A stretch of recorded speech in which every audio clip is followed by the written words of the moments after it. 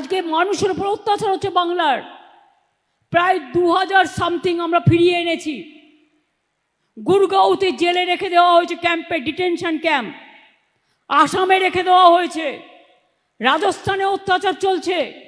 মধ্যপ্রদেশে একটা tribal girl, তার বাড়ি মালদায়, তাকে নিয়ে চলে গেছে, বাংলাদেশে পাঠিয়ে দিয়েছে।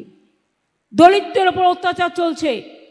ইলেকশনের আগে এসে বলবে এই নাও টাকা নাও আর আমাকে ভোট দাও। বল তুমি টাকা দেওয়ার কে? আজকে মতুয়াদের ওপর অত্যাচার হচ্ছে মুম্বাইতে। মুম্বাইতে দুজন মানুষকে, একজনকে কুচিয়ে কুচিয়ে খুন করে বস্তায় ভরা হলো, সে বাংলায় কথা বলে বলে। প্রতিবাদ করব না?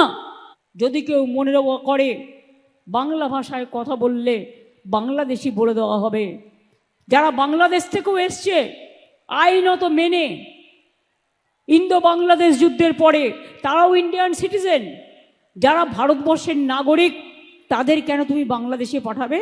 যদি কেউ সত্যি অনুপ্রবেশকারী হয় তার বিরুদ্ধে ব্যবস্থা নেওয়া আমাদের কোনো ব্যাপার নেই। এটা আমাদের হাতে নেই, রাজ্য সরকারের হাতে, এটা তোমাদের হাতে আছে।